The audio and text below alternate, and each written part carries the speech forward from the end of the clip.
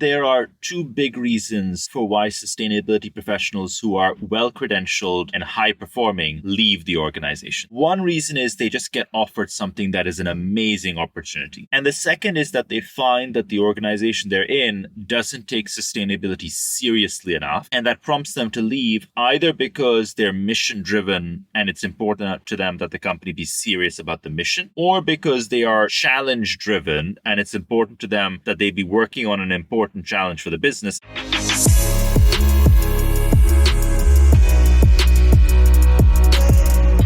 I'm Isabel Wild. Welcome to the SoS Sustainability Podcast, a show for professionals transforming corporate sustainability strategies, brought to you by Altruistic.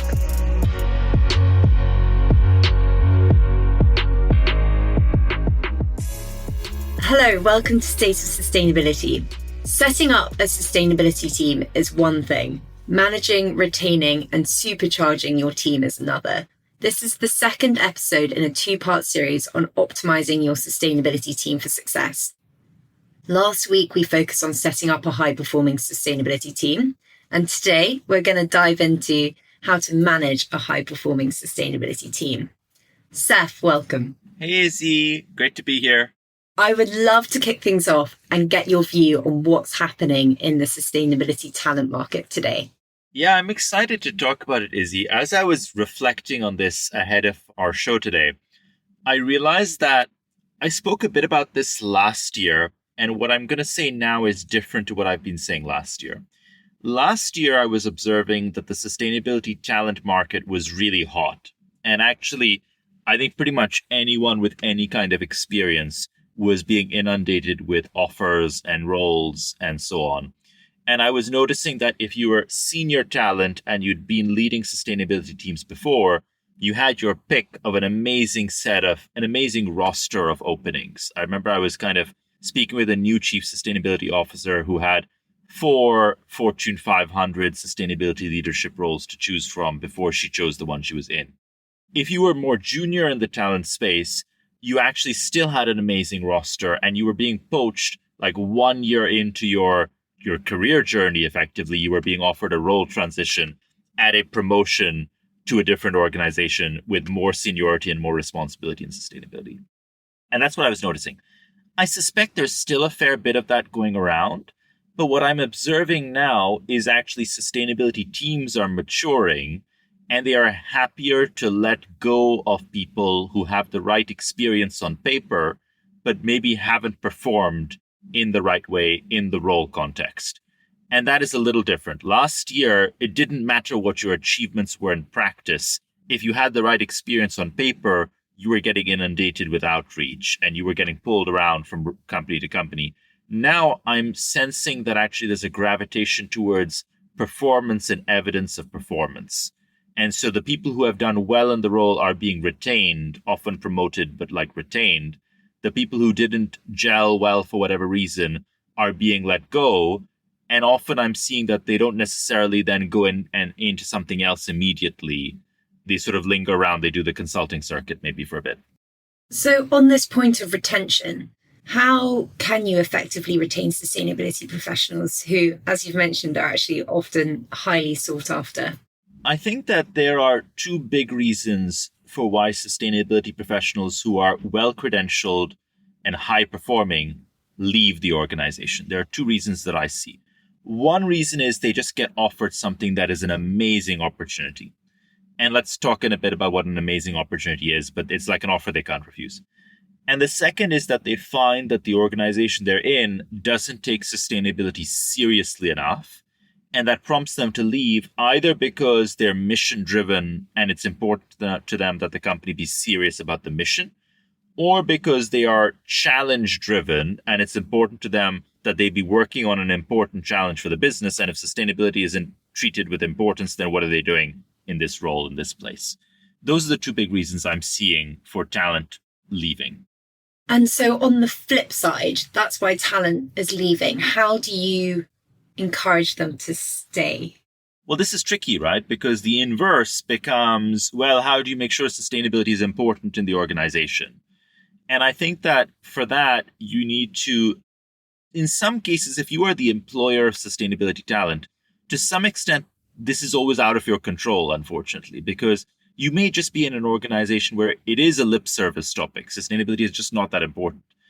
However, let's say that you're in consumer packaged goods or in an industry where there are important tailwinds driving sustainability forward, then I think it is relatively easier for you to establish sustainability as important because you can lean in to consumer insights on sustainability. You can lean into market positioning. You can lean into operational improvement. You can lean into R&D. You can lean into the procurement dialogue. But the weight becomes on you as the employer and manager of sustainability talent to make sure that you are creating a function that is a high caliber function. And you are also, to some extent, creating the challenge space that that function is going after. And the organization is probably looking at you to do both. Define the challenge and build the team now to go after that challenge. And if you do one of those pieces right, the first one, I think the second one is then much easier to get right. Yeah, I think we've spoken about this in previous episodes, but around how you have to celebrate the small wins as well to acknowledge that, okay, this challenge is really big. I think we can all agree sustainability is a huge monumental challenge, but actually those incremental wins can be really important to create some satisfaction and fulfillment in a team who is probably looking to, work towards those sustainability goals and have that mission close to their heart.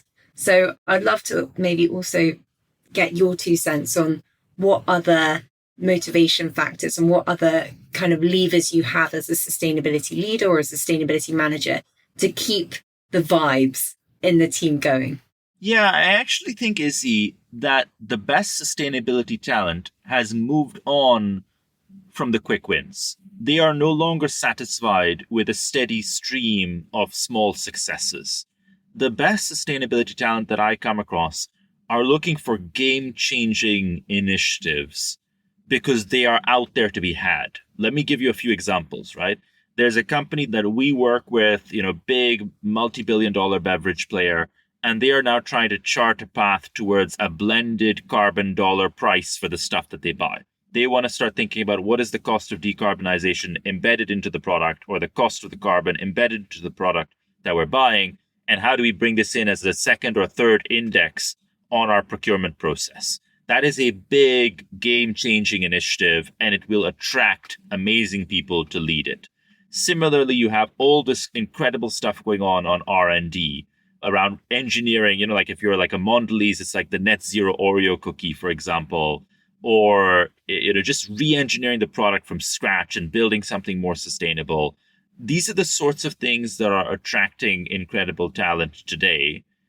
And if you're going to offer them a role where over the next 2 years, you're going to see energy efficiency savings and some solar panels on the warehouse roof and some mobility trend, this is just not cutting it for the best talent anymore. You won't get the top decile to stay. You may get the next 25% of top talent, but you're not going to get the top decile because they can see a world where actually you are challenging big, substantial company-wide topics. And if I was a top-tier sustainability professional in a business, I am thinking about how do I become a CEO or a COO or a more impactful C-suite. And I want a big challenge that will take me across the full cross-section of the business so that I can demonstrate my credentials to be a leader in the organization. Yeah, I think this reflects what you've said previously is like where you want to win the game. So those big North Star goals that you want to be known for and where you want to just play the game. I am slightly skeptical. I totally agree that it's like honeybees to a hive, that will attract the best talent. But I think some of the less glamorous jobs are some of the most important jobs. How do you attract great talent to something which perhaps isn't as sexy and as exciting as a blended carbon price or a, net zero Oreo cookie? So easy to come back to it. I think there are some elements that are in your control and some that aren't. And so if you are a business that is serious about sustainability, you have a shot at getting the best possible talent. And the good news is that it doesn't matter if you are small or big or which sector you're in, but if you are serious about sustainability and it is an important challenge for your business and you are going to tackle it and you have that manifesto almost embedded in the organization, you have a shot at attracting great talent. And maybe that means that let's say you're in the transport industry and actually it is a transition to electrified mobility, which is a slightly more straightforward initiative. And so in some ways, it may not seem as intellectually challenging, but actually the implementation of this is going to be quite tricky. Like getting this to work at scale across a multi-regional organization. There are some amazing things happening in the logistics space where really the intervention palette is quite narrow. There are maybe 2, 3, 4 interventions to choose from, and they're all quite iterative. But the way in which you phase them, like do we actually start out with certain types of routes, certain regions, certain types of vehicle? Do we blend this with how many route runs we do, parcel sizes? Think about all the different things you could be doing. It is a big logistical operational challenge, and it can attract people who are excited about those sorts of challenges. I think the problem is really where, for whatever reason, you don't have the ambition, in which case you will really struggle to attract ambitious people. There is no way to repackage a lack of ambition in a way that attracts ambitious people, I think, in the long term. And to maybe talk about pay. So obviously, ambitious targets and missions are a great incentive to join. Do you think that you have to also have very ambitious salaries as well to attract that talent? Or do you think actually the mission-driven nature of a company can sometimes substitute for that a little bit? There is so much variability in the data on this space. And it's not like I've seen rigorous data around compensation. So I only have, unfortunately, anecdotal evidence. But what I'm seeing is that as long as you're above a certain minimum, there's a correlation between mission and challenge excitement, an inverse correlation between mission and challenge excitement and pay, in that if you have a really exciting mandate on the table, then a mission-driven high performer will give you a bit of slack on the compensation package. I don't think it is to the tune of a 70% haircut, but I think that a 20% haircut is quite possible, and that is unique in this space. I think you won't really find that in other sectors. I think what is skewing the market slightly is that there are some organizations where the affordability, they can afford to pay much more to hoover in talent. And so if I think about, let's say, private equity, often in PE funds, the ambition level is actually much lower than you might have in a consumer goods business, for example. But the organization pay grade is generally much higher, let's say, and the profile of the role is high enough that it can merit a high pay grade within that organization. And so you might find that the pay package that a PE fund, for example, or a big bank puts on the table is 2 to 3 times higher than a comparable role in a consumer goods organization, even though the challenge is a bit less, or the excitement is a bit less. And therefore, you're now in that zone where does someone turn down a salary that's twice as high? And I've actually seen examples of people who are literally working in their dream job, and they got an offer from, for example, from like a Deloitte to be, a senior consultant, and the pay package was just so much higher that they had to turn away their dream job and go to this other job that was probably also reasonably exciting, but not the dream job. So I think there is just this skew in sustainability where I think organizations that are used to getting a big haircut because the role was so cool and so exciting 10 years ago and was the only role in the market, I think you now have to revise to be more market competitive. Interesting. And whilst we're on compensation and resourcing, I'd love to just talk around performance metrics of a sustainability team and how and what you think is a good compensation framework to enable that, those high achieving performers to really meet those stretch goals.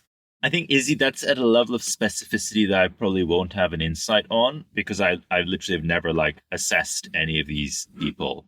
So I could give Steph, you know everything.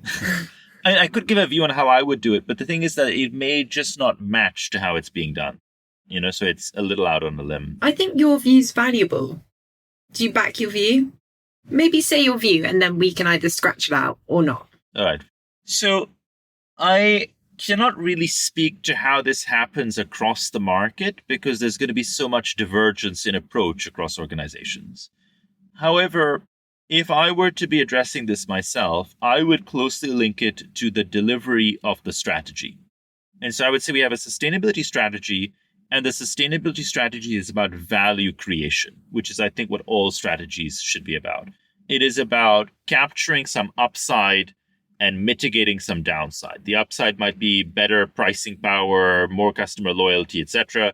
The downside might be about efficiency, cost, risk, etc. And across each of these elements of the strategy, we have goals. And across each of those goals, we have owners. And the performance management of the sustainability professional should be therefore linked to those goals in their capacity as an owner.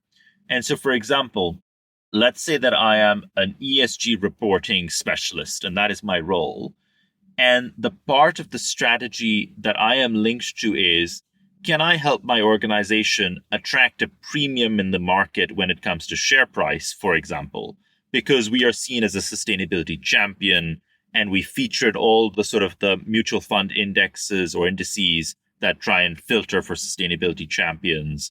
And we actually kind of have a wide breadth of market participants that are ready and willing and excited to invest in our shares. Maybe that is my KPI. And that's kind of what I'm optimizing for.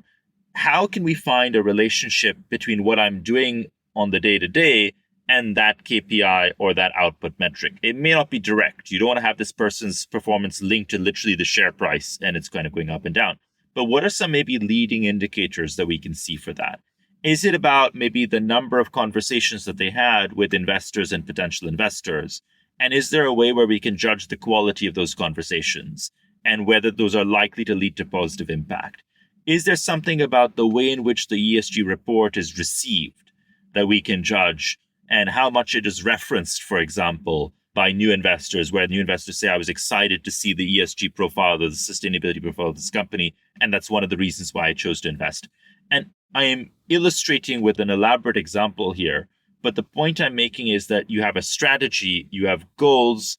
From those goals, you have KPIs which track to the goal. You then have to have some correlation between those KPIs and causation at the level of the individual in the sustainability team. And that causation link is kind of what you should optimize their performance on. Okay, so in terms of retention levers, we've got making the actual opportunity amazing. We've got sustainability linked compensation and pay. Now I want to talk about upskilling. And I think this tends to be an area that actually gets overlooked quite a lot. And I think even us in our podcast, we've spoken about upskilling different teams, different departments, and how you can best do that. But I think a phrase that really has stuck with me from the podcast with Camilla Ridderford, head of sustainability at Arla, was that you've got to put your oxygen mask on first. And so, Saf, I'd just love to get your sense on what are the key areas that sustainability teams should invest in upskilling. So I would look at this as a build versus buy combination. When you're acquiring talent from the market, you should be looking for certain types of expertise that you need, and you want to acquire that expertise. In addition, you'll have certain types of expertise that you are ready to build once the person is on the job. And those should be types of expertise that you have an approach in mind for how you can build it. Let me actually illustrate with a personal example from our organization and then connect it back to the space. We are hiring for a sales director right now. And in a way, I'm also doing this as a promotion for the candidates that may be listening to our podcast and looking to apply for this role. But we're hiring for a sales director, and we know that there are certain types of expertise that we are acquiring with this role. We are acquiring the ability to build a high-performing sales team.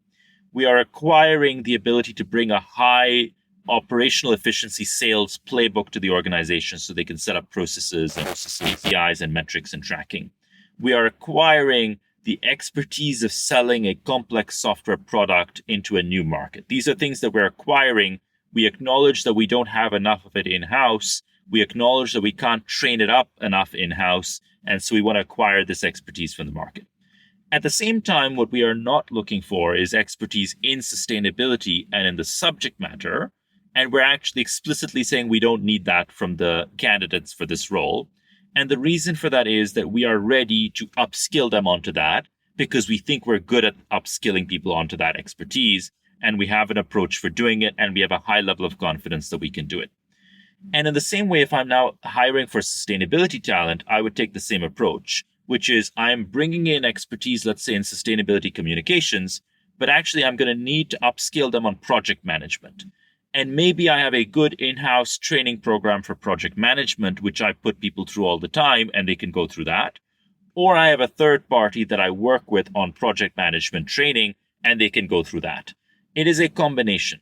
I think what a lot of people look to do is they try and say, let me find great operational talent in my business and upskill them on sustainability and send them to like the Cambridge program, for example. And that's also fine. I think what you want to do, though, is you want to have like a competency framework and you want to figure out what are the competencies that you don't have in the organization and you need to acquire. And what are the competencies that you have an approach and a model that once they're in the organization, whether it's with third party partners or internally, you can then upskill them on the gaps. And that maybe that some of the acquisition talent is on sustainability and the upskilling is on project management, data science, et cetera, et cetera, et cetera. Or it could be the inverse. And on this upskilling piece, when is it best to upskill them with internal expertise versus external? When the quality of external expertise is likely to be better. That is the simple answer. And so, again, to go back to my sales analogy, it is not that we don't have people who know how to sell in our organization. We do. But we suspect that there is better expertise out there that we can bring in-house and acquire it. And once we have acquired it, our next hire into that team will benefit from that expertise that we've acquired. And so in your sustainability function, let's say that you actually have already acquired amazing subject matter context. You're an apparel business and you have brought in someone who really knows sustainability in apparel. They know the ins and outs, but actually you don't have great project management experience in the team. You need to acquire then maybe not actually a sustainability project manager because you've got the sustainability bit covered, the subject matter part you can coach. You want to hire a great project manager because that's what you're missing and you can train them up internally on the sustainability context. So you're looking for competencies and you're looking to build out your patchwork of competencies across the team. And if you are looking to get external upskilling, where do you look? Where are the good courses? Who are the good consultants? Who are the good, trainers that you can lean on? I'm going to be honest and say that I don't think there are many consistent homes of expertise in the market. And what I mean by that is there are exceptional individuals in many organizations. I don't see any one place as a reliable vendor or third party where you will consistently get good expertise. So for example, like I was at McKinsey in the sustainability practice for several years. And I know that in that practice, there were exceptional people who were just really, really deep in the subject matter.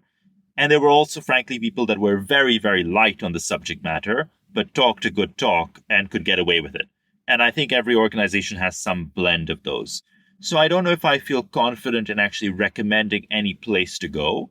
What I would say is you should find individuals that you like in organizations, whether they're consultancies, whether they're thought partners. Like we have many customers that see us as a thought partner. And I know that when they see us, they think about the organizational capabilities, but also individuals, frankly. And they often want as much the individual's thought leadership as the institutions. And so I would kind of think about individuals that you go to for specific topics. And organizations like our customers that do this well, they know who to go to for insights on data. They know who to go to for insights on compensation and sustainability roles. They have specific individuals that they think of. Yeah. And I think this is where the value of events comes in. I saw a report that said sustainability professionals tend to spend their time on reporting, internal engagement, and going to events. And I know, Steph, you've spoken previously on your LinkedIn about what the best events are to go to and actually how to discern the good ones from the bad. But I think that is a great place to find those peers to actually lean on to get proper industry advice from real experiences. But I want to kind of zoom back out and look at culture around a team. And I think culture is a huge, huge thing in terms of keeping everybody engaged, happy, making sure that the people they're working with, they're getting on well with, and just making sure the vibes are all good all round. What would you say are the important kind of cornerstones to culture within a team? What I've observed, Izzy, is that the mission focus is the unifying element for any sustainability team. And I'm going to draw a parallel, let's say, with a data science team or a data engineering team and a sustainability team. And these are both teams that we have in our organization, so they're familiar to me. But I also reflect on having worked with these teams in other organizations.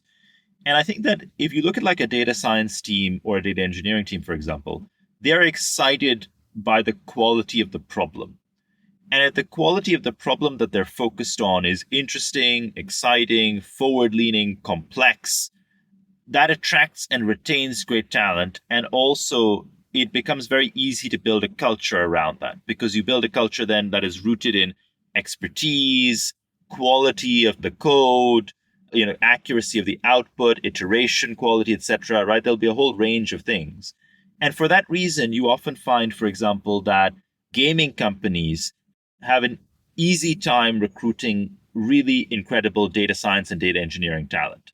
Because whatever you might think about gaming companies, the intellectual quality of the data problem is actually a very exciting challenge in that space. And so they have a great job attracting amazing people, and amazing people tend to kind of bring their own culture around them for the most part. You obviously always have talented people who bring a toxic culture as well. On the sustainability side, I think that because you are likely to be attracting mission-driven people, you need to also have that unifying element around why this is important to the organization, why the mission is consistent, and have that follow through. And if you don't, the culture of the organization will also disintegrate. And so I would kind of have the mission and mission consistency be a rallying cry around the organization. For example, with Nestle, I remember when Nestle came out with the Kit Kat breakfast cereal. And actually, I think that was probably one of the harder hitting pieces for the culture of their sustainability team, because you have a team that is thinking about like actually positive impact on the planet. And you basically release like a bowl of sugar as the first meal in the day for kids. And I think that actually that sort of thing is probably doing more damage to the culture of the team than anything you could do in the form of like daily check-ins and team events and things like that. Like that, I think, is a harder hitting thing for a sustainability team culture. Yeah, but maybe to draw on some of those softer things as well.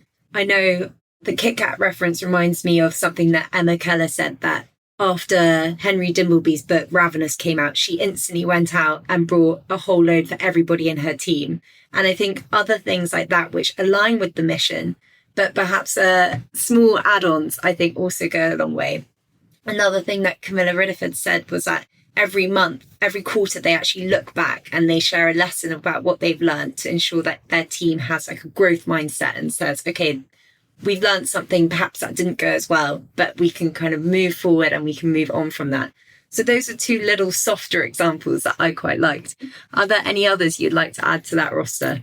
Like my own observation is that culture is how teams behave in passive mode. It is not so much about the active things that you do. Like, I think that there are things that in some cases, I've often found that I've consulted to a lot of organizations. And in some cases, the ones with the worst culture were doing the most things. And they kind of also needed to, there were like organizational health surveys running around. There were events happening. There were policy frameworks coming out. And I actually think that none of that manages to necessarily create a great organizational culture. Sorry, Izzy, I think that probably comes across as a bit of a slight on poor Emma. Yeah, maybe a little bit. I know what you mean. I think maybe you can just frame it as, actually, I think culture is foundational and it's a framework. And these added bonuses are great little things on the side, but ultimately you need to focus on the core, which is what you said previously around being mission driven, having your fundamentals right, making sure those decisions day to day align with that mission. Yeah, I think so. Let me have another go at that. Yeah, so I think, Izzy, it goes back to this point about consistency, which is the things that you're doing need to speak to the nature of the challenge that you're addressing. And so I think that example from Emma is a really nice one, where you're a food business.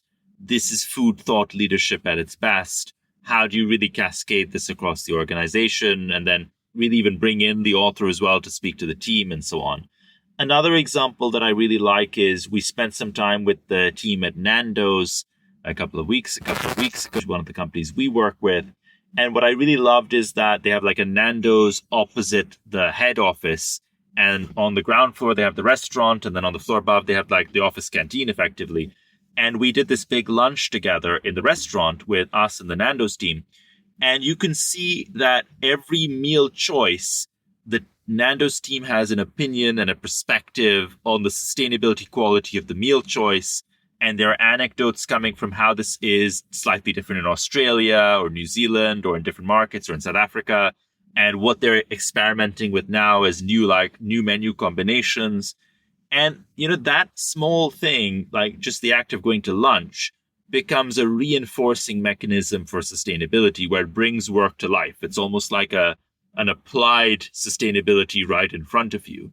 And I think those sorts of things, if you can weave them in subtly into the day-to-day, can really be a reinforcing element around culture. And, like one of the Kieran, one of the Nando's team members, actually had a t-shirt that he was wearing. Seen the Nando's chilies on the menu where, the chili kind of goes from slightly hot to hot to hot to hot and it becomes a more fleshed out chili. So he had this t-shirt where it's like a little chili becoming a more fleshed out, bigger chili, etc. And it said net zero loading underneath.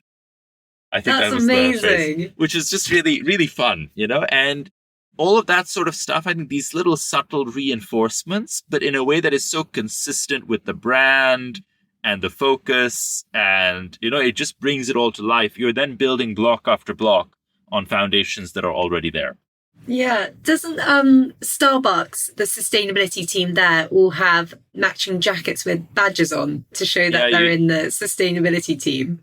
I love this is one as well. So we did our kickoff with Starbucks a year ago almost now, actually, in Seattle. And I had started to see a lot of Starbucks people joining calls with these denim jackets. And I was like intrigued because the denim jackets were all very similar. They were all the same denim jacket, but they all had different patches. And when I got there, I started asking a couple of them, David and Katie at the Starbucks team about these jackets. And it turned out that the chief sustainability officer, Michael, he had come from Levi's, and he had brought this concept of these team denim jackets. And so everyone at the Starbucks sustainability team had an identical denim jacket, but the patches were custom patches for different events, offsites, site visits. You'd have patches in different shapes and designs, and you had the standard Starbucks patch, but then everyone put their own flavor on it. And I think that sort of thing also really reinforces the feeling of a team culture and a team vibe. It's like sustainability war heroes. How many net zero targets have you been through? Exactly, right? And I think that the nice thing with the denim jacket is also when you think of a durable item of clothing that you might keep for a decade, you could do worse than think of a denim jacket, right? You can imagine this denim jacket just standing the test of time. And so I think it is a really nice sort of thing to try and bring mission down to the level of an individual. And also, you're proud of those badges. You wear them around and you're like, yeah, I did this. I got through it. I think we should divvy away a bit of the marketing budget to make some altruistic jackets as well. Maybe with the State of Sustainability badge and the podcast logo all over them. Seth, the last question I want to ask is, do you have any advice for any sustainability managers running a team at the moment who might be tackled with those day-to-day people problems of trying to retain talent, make sure the team is happy and engaged and enthused? What's your top piece of advice for them? I'm going to take another analogy from building a great sales team, and something actually that I learned from, I think it was George in our sales team, George Webb. When we were asking him, what do you want from a sales director that we should hire? George said, I want someone who is going to make me a better professional. So that, if I join another place, eventually after my time at Altruistic is done, I join them as a better seller than I was when I joined Altruistic.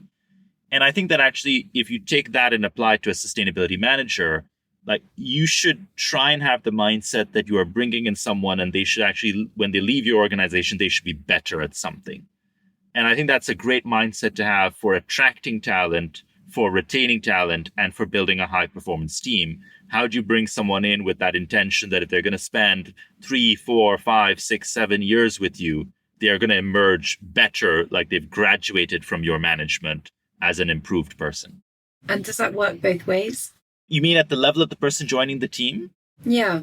I think it If does. you're the hiring manager. I think it does. I think that amazing people want to learn from other amazing people.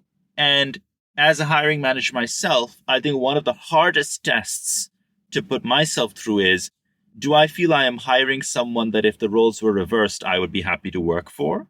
It's something I heard mentioned somewhere, but when you actually think about putting into practice, it is a really high bar. As in, I'm not trying to like be self-promotional, but like, I think everyone has, in some ways, a lofty opinion of themselves, I imagine. And it is just, it is a high bar to think like, am I actually hiring someone who is just better than me and will improve me? And if the roles were reversed, I would work for them. And actually then, that begs the question, well, how can I improve this amazing person that I'm hiring? But then one of the best ways that I can improve that person is by giving them an amazing opportunity where their talents can just really shine. Because as an individual, I can only do so much, but the context I can put someone into gives them the whole world to play with. I agree. And I guess that also translates into how you both operate in the day-to-day. So 360 feedback sessions or team building exercises, all of that jazz will feed into that quite well. Seth, thank you so much for joining. It's been a great and fun episode. And I hope everyone's enjoyed this 2-part series. As always, we are looking for feedback and content suggestions. So please ping us or drop us a message. But thank you, Seth. Thanks, Izzy, and thanks to our listeners. Bye. Bye.